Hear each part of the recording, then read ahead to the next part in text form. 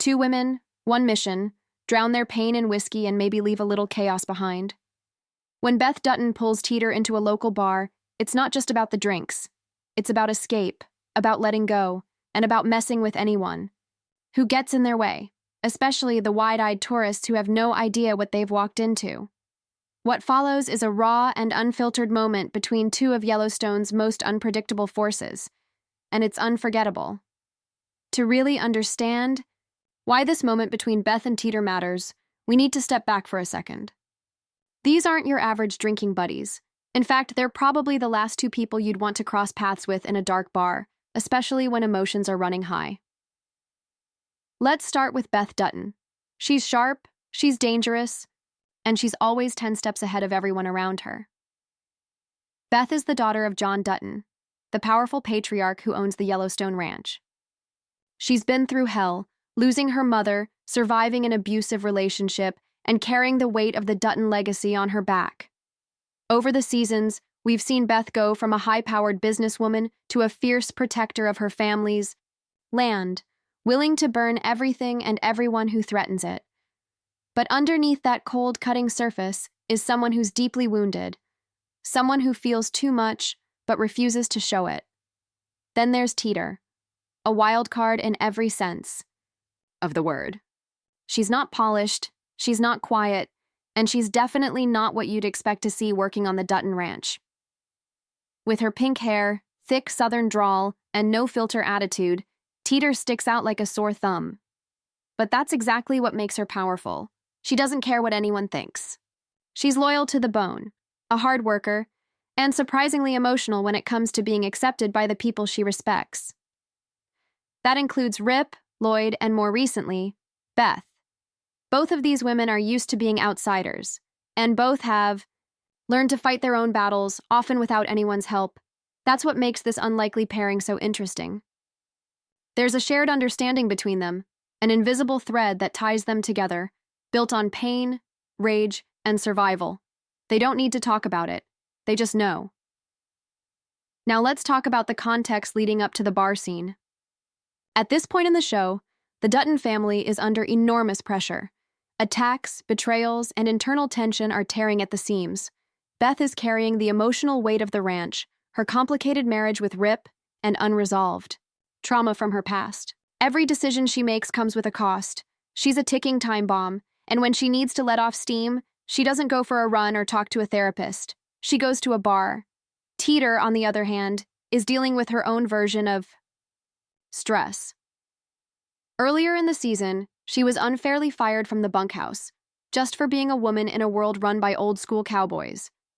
The rejection cut deep, especially for someone who had finally found a place where she felt she belonged. Even though she was eventually brought back, the damage was done. Trust, respect, and her sense of safety on the ranch were all shaken.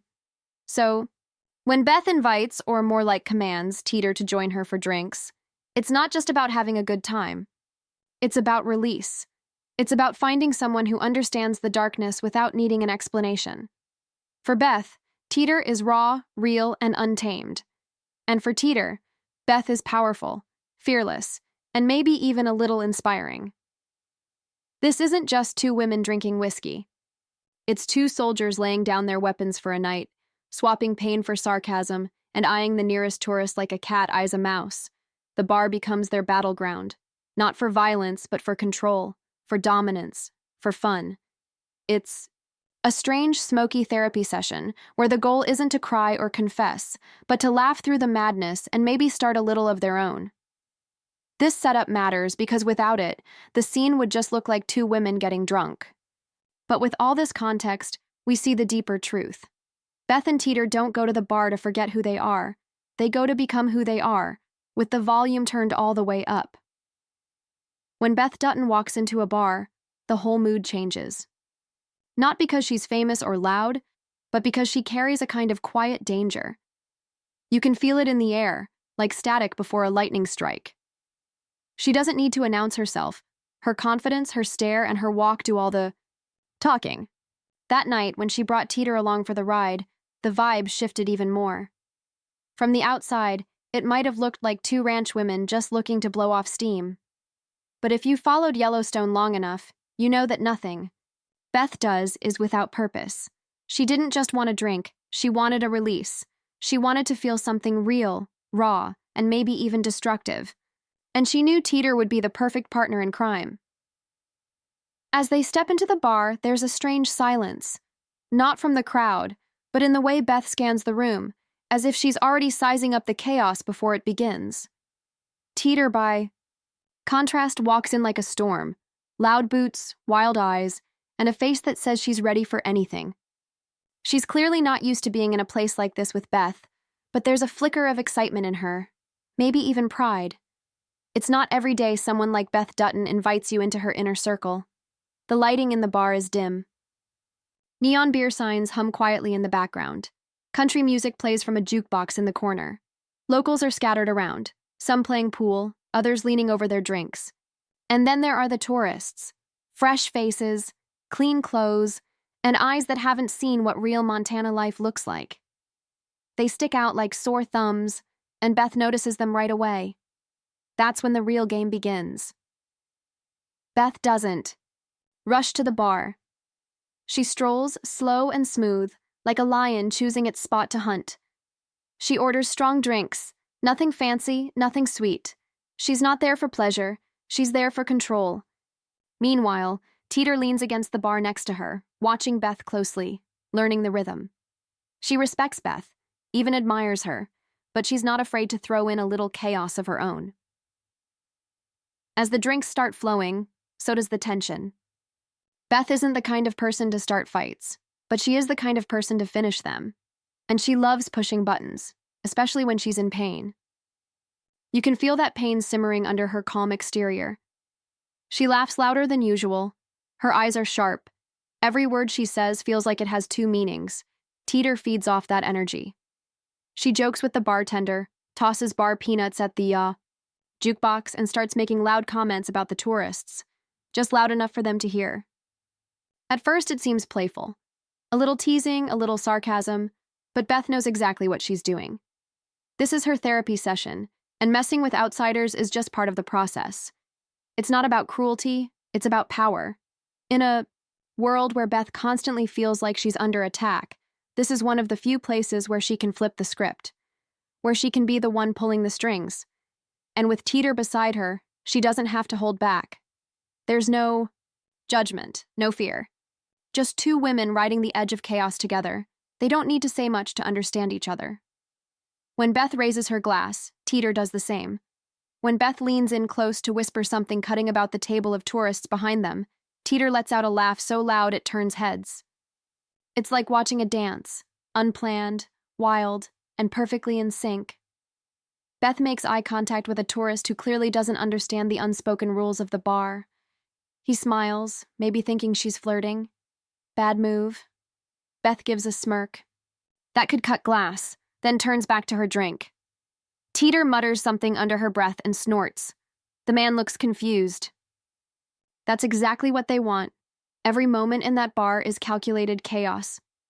Beth isn't there to get drunk. She's there to feel powerful again, to remind herself that even in a world full of enemies, she still knows how to control the room.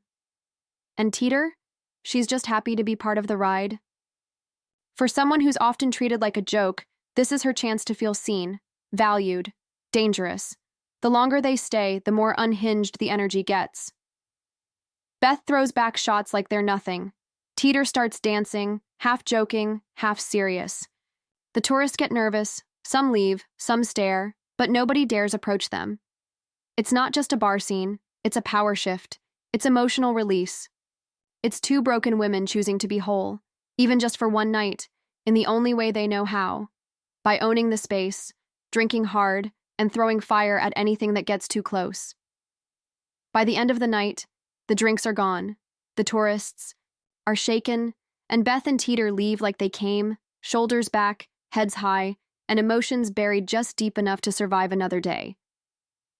What makes this scene unforgettable isn't just the sharp dialogue or the rowdy energy, it's the emotional depth hiding underneath all that noise. This isn't just two women drinking and teasing tourists for fun. It's a raw, revealing moment about identity, trauma, and connection. It's Yellowstone doing what it does best, giving us fire on the surface and heartbreak underneath. Let's start with Beth. On the outside, she's calm and collected, but we know better. Beth is someone who's been hurt so deeply, she's turned that pain into armor.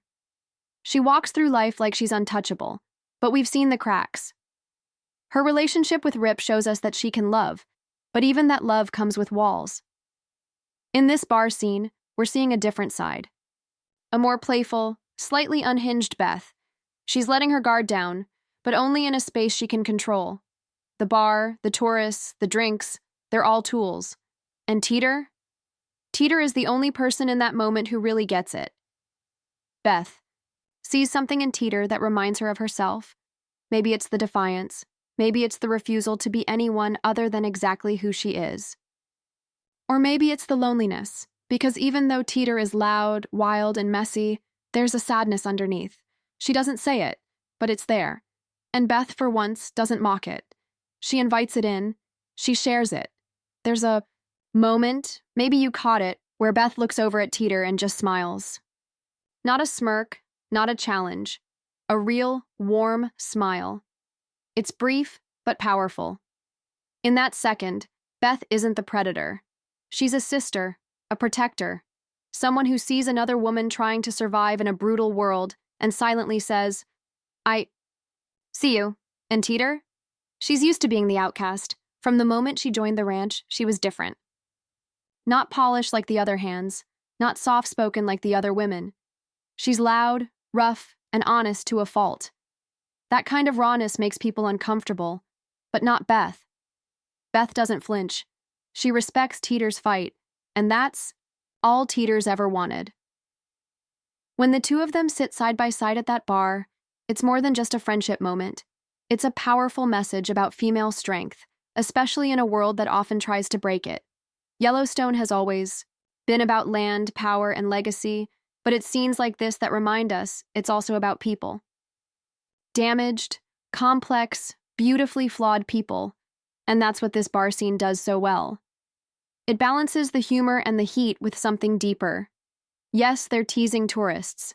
Yes, they're causing a little chaos. But under all of that, they're healing. In their own twisted, whiskey-soaked way, they're finding peace in each other. Not through hugs or heart-to-hearts, but through understanding, through shared silence, through mutual destruction and a drink in hand. This moment also shows us that Beth isn't always alone, even though she acts like it. In Teeter, she finds a strange kind of companion, not a best friend, not a therapist, but someone who doesn't. Ask her to explain herself. Someone who gets it, without needing the backstory. That kind of connection is rare in Beth's world. And for Teeter, it's a kind of acceptance she's never had before. By the time they leave the bar, the damage is done, but in the best way. The tourists are confused, the energy is off, and the night feels like it's carrying something more than just alcohol. It feels like a chapter closing, or maybe one just beginning, because Beth and Teeter aren't just side characters in each other's lives anymore. After this scene, they're linked, by pain, by rage, by resilience. And maybe, just maybe, by friendship. Only Yellowstone could take a simple bar scene and turn it into something layered, emotional, and iconic. Beth and Teeter didn't go there to make a statement, but they ended up making one anyway. That, women like them, broken, bold, and battle-tested, don't need saving. They just need a moment to be exactly who they are. So what did you take away from this scene? Was it the humor, the connection, or just another example of why Beth is one of the most unforgettable characters on TV? Drop your thoughts in the comments, and tell us, who would you take to a bar to blow off some steam? If you want more scene breakdowns, character deep dives, and no-face storytelling from the world of Yellowstone, don't forget to like, subscribe, and tap the bell. There's plenty. More Dutton drama to uncover, and we're just getting started.